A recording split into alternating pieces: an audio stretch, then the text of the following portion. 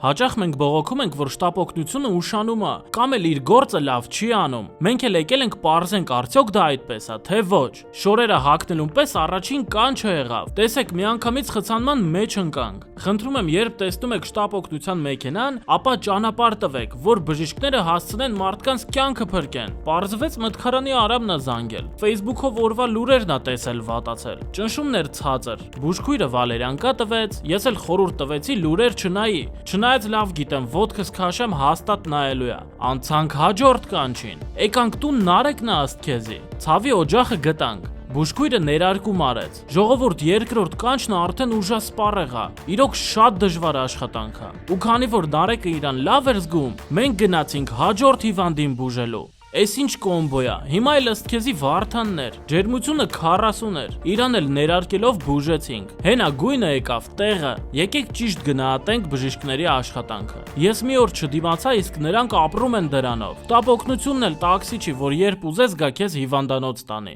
Եվ վերջում ասեմ, որ բժիշկները հերոսներ են, մարդ են բուժում, կյանք են փրկում, իսկ ես գնամ հաջորդ գործին։